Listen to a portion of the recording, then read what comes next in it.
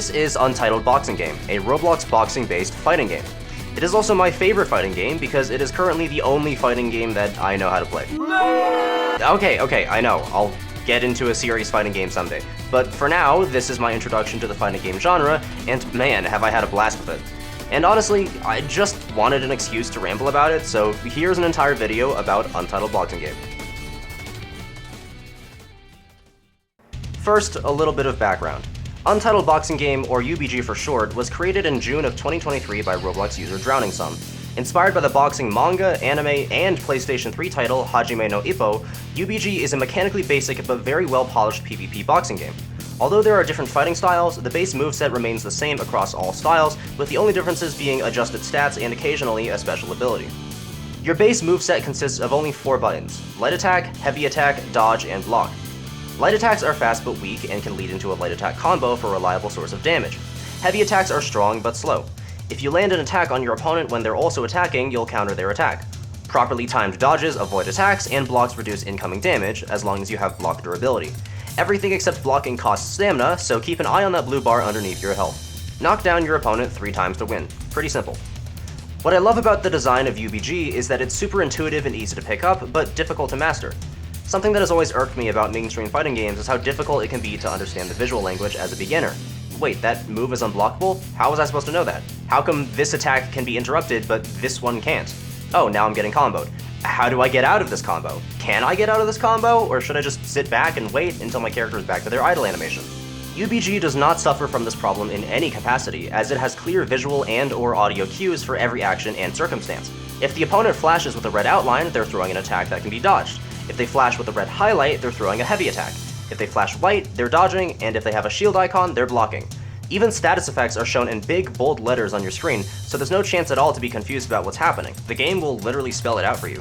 With a game this basic and beginner-friendly, you might think that there wouldn't be much to it, but a surprising amount of gameplay depth can emerge even from a game as mechanically simple as UBG because of 2 things our brains really like: habits and patterns. Millions of years of evolution have ingrained pattern recognition into our monkey brains. We recognize when one thing always happens right after another, or when the same thing keeps happening over and over.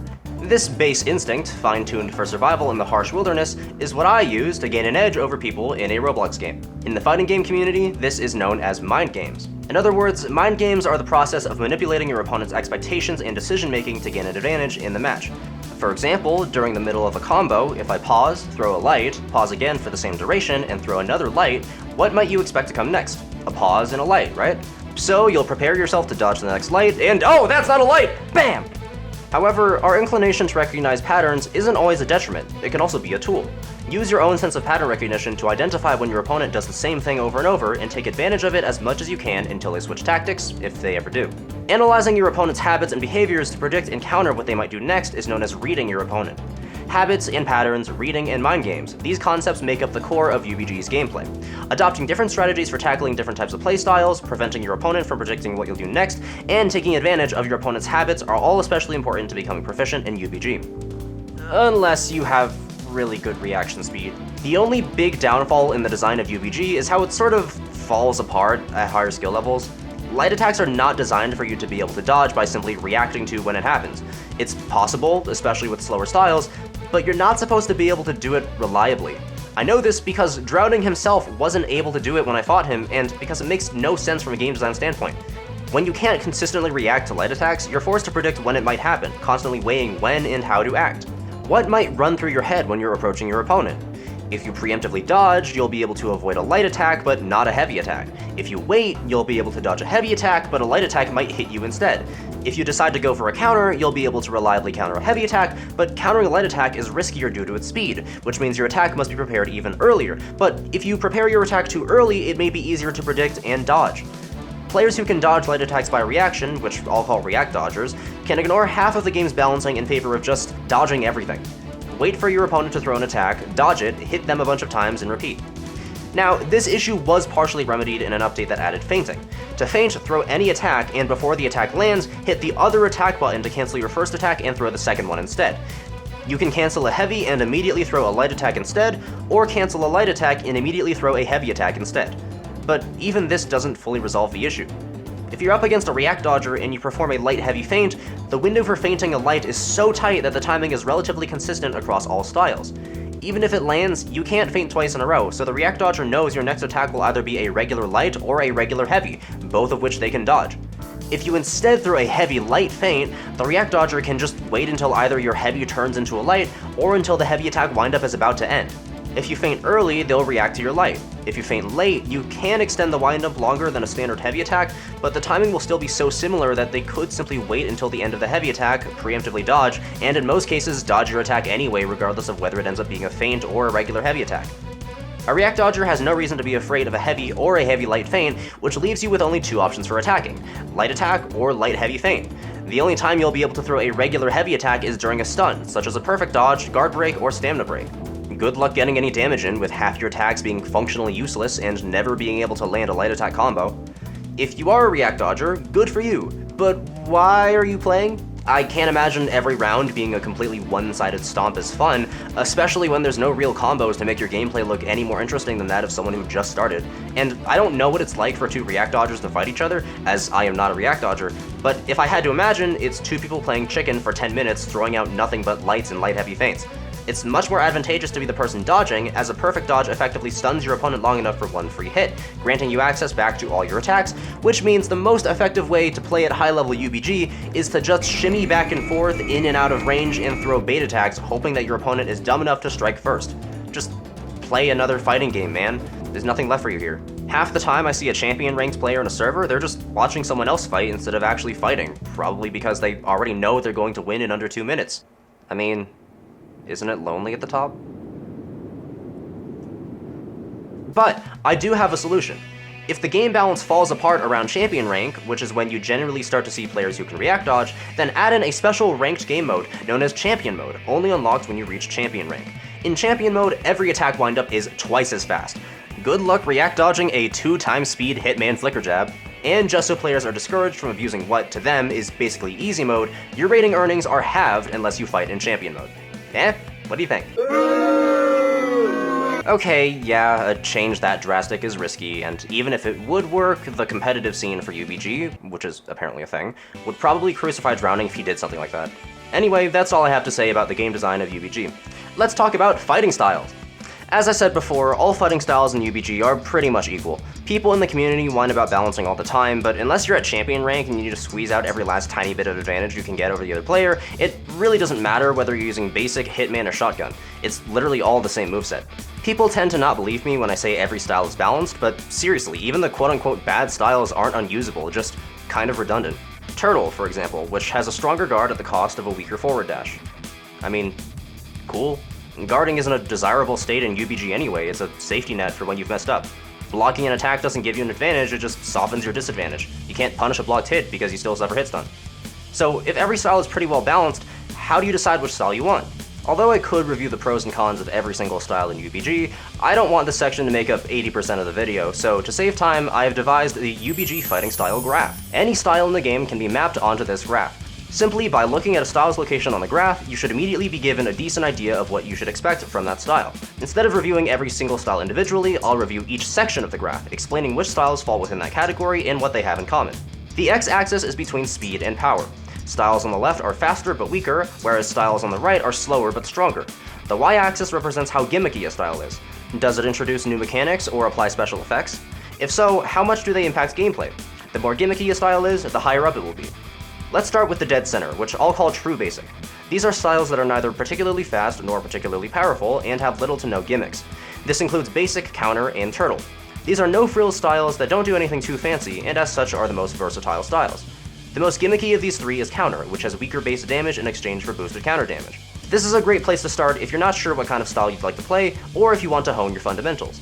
One benefit you might not expect from using a style in this category is better defense.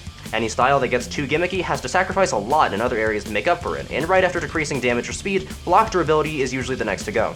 This is especially true of Turtle, which is the only style in the game that has a block durability stronger than basic. Do be aware that playing a true basic style means having no extra tricks up your sleeve, which means you'll be much more predictable to experienced players.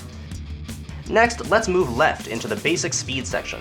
These are styles that are faster and more agile, but deal less damage as a result. This includes Long Guard, Trickster, Hanslow, and Hitman. None of these styles have any special abilities, they're just fast. Increased speed and therefore unpredictability means these styles are more suitable for rushing and baiting your opponent. You can either get up in their face and overwhelm them with a series of erratic, rapid attacks that they can't react to, or stay just out of range and try to trick them into whiffing an attack, which you can then punish. The most min-maxed style in this category is Hitman, which actually doesn't sacrifice damage, but in exchange, you suffer from a weak block and a downright pathetic dash that uses up a ton of stamina. If you're not looking for something as risky, try Long Guard, a more common style that slightly reduces your damage in exchange for slightly faster attacks, or Hands Low, a style with a better dash at the cost of receiving increased counter damage. Flipping to the other side of the x-axis, we have the basic power section, which only has two styles, Smash and Corkscrew. These are both styles that sacrifice speed in favor of damage. Because of the slower attacks, power styles excel when you're one step ahead of your opponent, making sure to think ahead and time your attacks so they land at just the right time. Rushing your opponent without a plan is more risky, as they'll have more time to react to your attacks. Instead, make heavy use of feints to keep your opponent guessing what you'll do next, so you can land those jaw-breaking heavies when they guess wrong. So, if you're looking to play style in this category, which of the two should you pick? Well, without knowing exactly what the internal stats are, Corkscrew just sounds and looks like a direct upgrade to Smash, as it has a very similar speed and damage, with the added bonus of faster health regeneration. But don't worry if you can't roll Corkscrew, as Smash gets the job done just fine. It's really hard to tell the difference. Now onto the Gimmicky styles. Starting with the top left, we have Gimmicky speed styles. This includes Bullet, Ghost, Chronos, and Shotgun. Gimmicky speed styles are hard focused on overwhelming your opponent by throwing anything and everything at them. With fast attacks and at least one special ability to turn the tides even further, these styles are downright scary to fight if you can't keep your calm and focus on what's going on. But with great power comes numerous downsides, making these styles especially punishing if you can't keep the match entirely in your control. Gimmicky speed styles are very popular, especially among high-ranking players. This is due to their flashiness, quick feedback, and the fact that slow styles suffer greatly against opponents with good reaction speed. Moving across the axis once again, we have Gimmicky power styles. This includes Slugger, Ippo, Charge, and Iron Fist. These styles demand that you are aggressively good at reading and mind games, as raw heavies and even sometimes raw lights will often be dodged effortlessly, even by unskilled players. The two infighter styles, Ippo and Charge, even prevent you from backdashing, forcing you to stay up close to your opponent and keep them as intimidated as possible. In exchange, you are granted aggressive forward dashes and strong attacks that completely shut down your opponent. If you're looking for the ultimate power style, try Slugger, with heavies that can be charged to change their wind-up timing and damage for extra mix-up potential, or Iron Fist, the style with the most high-damaging heavy and ultimate in the entire game at the cost of some health loss. Lastly, let's climb directly up the y-axis into True Gimmicky. Do you like being a little rascal, a fiend, getting up to a little mischief? Try a True Gimmicky style, the only styles that rely entirely on their gimmicks to succeed in the ring. This includes Kimura, Hawk, Hammer, Wolf, White Ash, Switch Hit, and Freedom. With a wide variety of unique gimmicks, from slowing your opponent to switching between 3 different styles, to straight up inverting your opponent's controls, these styles offer nothing but the purest distillation of shenanigans for the trickster at heart. Not to be confused with Trickster, which is weirdly enough a pretty basic style. Also, Drowning, if you're watching this, rework Trickster by giving it a double feint, so you can do a light heavy light feint or a heavy light heavy feint. It would make the style less redundant and it'd be really funny. If you want to know my personal favorite, I'm fond of anything on the power side of the graph. With that high risk, high reward playstyle, when those bone-breaking heavies land, especially with a counter, lovely. I love Iron Fist in particular, because it really doesn't get any more powerful than a style that does so much damage it has to hurt you too just to balance it out. And just listen to that heavy.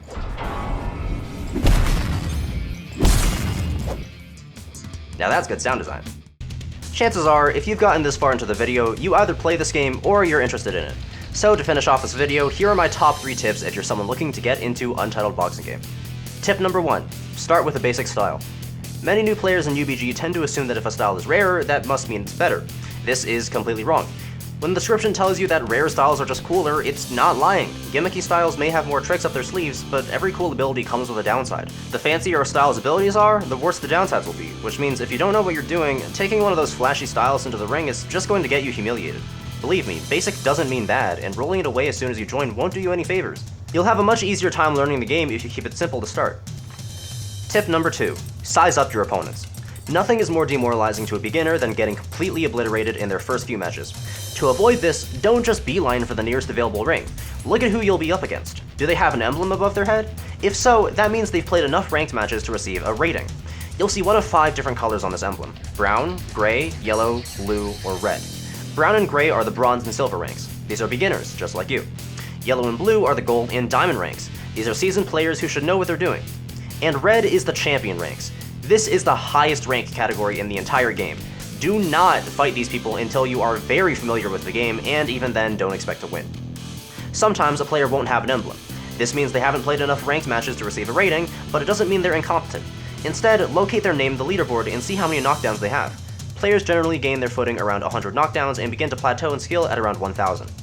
For your own sanity, for your first few matches, you should avoid fighting players who are at diamond rank or higher, and avoid fighting players who have at least 1000 knockdowns. Even still, remember that losing a couple matches is inevitable at the beginning. If you ain't struggling just a little, you're not improving. Tip number 3. Bring a friend. If you really want to have fun with UBG, take a friend along. Whether it's someone who's already played serving as your mentor, or someone who's never heard of the game before to act as a sparring partner who you can figure things out with.